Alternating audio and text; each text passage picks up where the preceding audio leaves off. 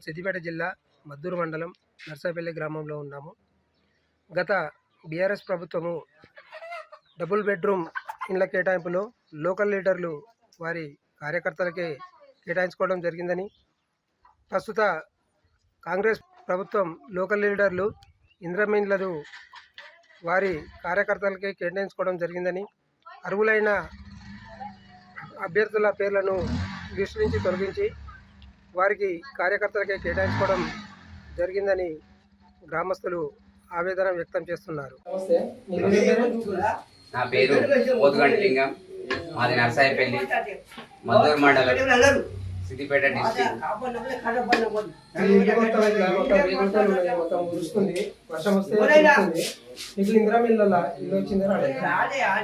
ఇంద్రమిల్లు L1 list లో నా పేరు ఉన్నది. కొంతమంది మా ఊరు లీడర్లు వాళ్ళకు నచ్చక వచ్చినటువంటి లిస్టును సార్ దగ్గర మా ఊరు ప్రధానపేట సార్ ఆయన నామినేషన్ వేసి ఎలక్షన్లో పాల్గొన్నప్పుడు నేను ముందుండి కష్టపడి అన్ని విధాలుగా సహకరించిన. నేను ఒక జనరల్ సెక్రటరీ, నర్సాయపల్లికి పార్టీ జనరల్ సెక్రటరీని. నాకు ఇల్లు L1 లిస్ట్లో వచ్చిన తర్వాత క్యాన్సిల్ చేసిండ్రు. అది కొంతమంది ఆయన వెనకాల ఉన్నటువంటి చిన్న చిన్న లీడర్లు నిన్నీయాల జాయిన్ అయిన వాళ్ళు. నేను గత 16-18 సంవత్సరాల నుంచి కాంగ్రెస్ పార్టీలో పనిచేస్తున్నా. ఒక 4-5 సార్లు పోలింగ్ ఏజెంట్గా కూడా కూర్చోవడం జరిగింది. ఇచ్చినటువంటి కార్డ్స్ కూడా నా దగ్గర ఉన్నవి. కావాలంటే నేను పార్టీకి అవి సబ్మిట్ చేస్తాను. నేను ఇదేంది సార్ ఇల్లు ఏంది అని అంటే, నాకు ఏదో చిన్న విషయం వచ్చి బయట వాళ్ళ విషయం వచ్చి నాకు సపోర్ట్ చేయలేదు, కేసు పెడదామని, ఒక వ్యక్తి మీద కేసు పెడదామని అంటే అది పద్ధతి కాదు సార్ అన్నందుకు నాకు ఎదురుగా మాట్లాడతామని ఉద్దేశంలో మనసులో పెట్టుకొని ఆయన నా ఇల్లును క్యాన్సిల్ చేయడం జరిగింది. దానికి వెనకాల ఊళ్ళో ఉన్న 2-3 లీడర్లు, చిన్న చిన్న లీడర్లు నిన్నీయాల జాయిన్ అయిన వాళ్ళు ఆయనకు చెప్పడం జరిగింది వద్దని చెప్పి. నాదే కాదు, నాకంటే దీనస్థితిలో ఉన్నోళ్ళు నర్సాయపల్లిలో ఇంకొక 8-9 ఇళ్ళు ఉన్నాయి.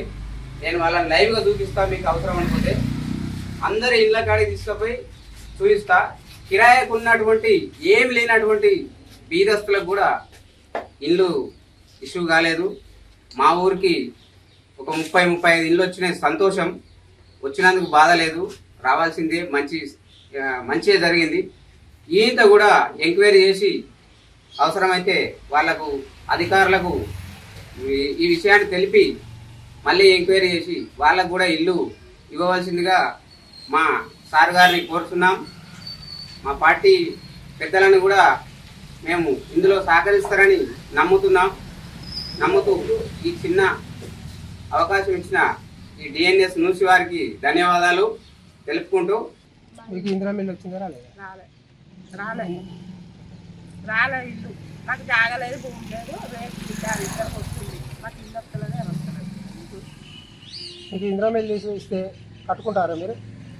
కట్టుకుంటాం సార్. మాకు కావాల్సింది ఏంటంటే, నాకు ఆ ఇల్లు మీ గవర్నమెంట్ నుంచి నాకు ఇంద్రమిల్లు తప్పకుండా ఇవ్వాలి. ఎంపీ దగ్గరికి పోయి ఎంపీకి అప్లికేషన్ ఇచ్చిన, ఎంపీ దగ్గరికి పోయినందుకే కొట్టేసారు సార్ నా ఇల్లు. అంత రెడ్డీసే, ఇక్కడ మొత్తం ఏం లేదు, రెడ్డీస్ లేదు, అంత పాలన.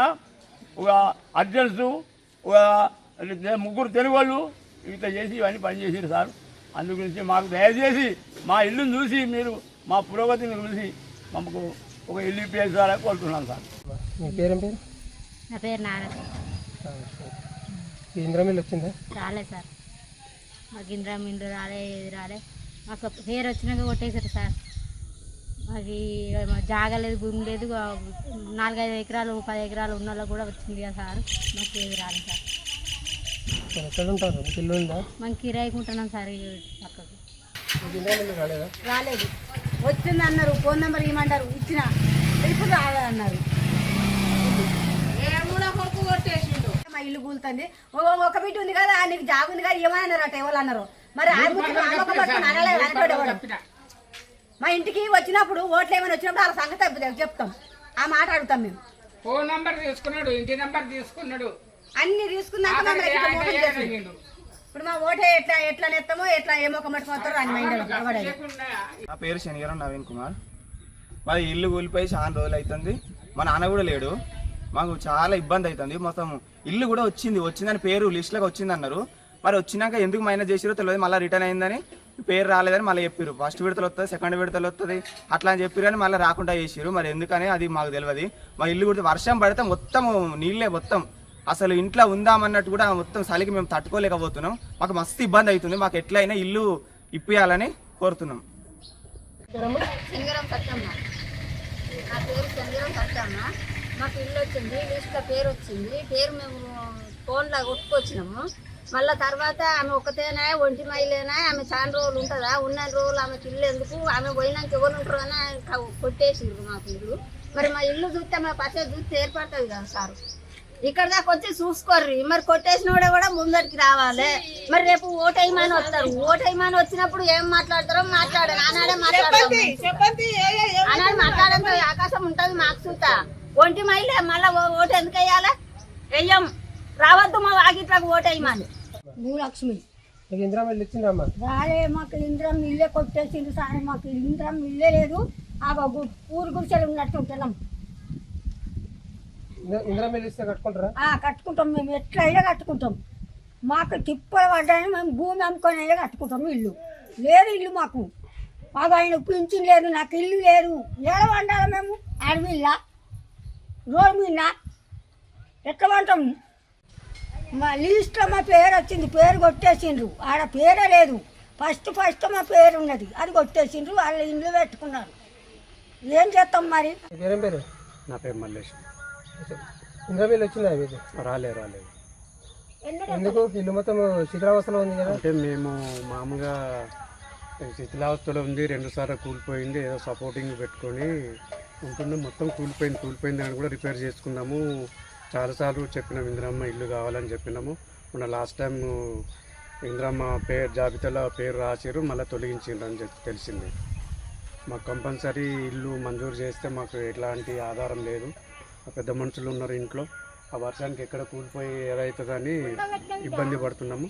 మాకు ఇందిరమ్మ ఇల్లు మంజూరు చేస్తే మేము కట్టుకుంటాము.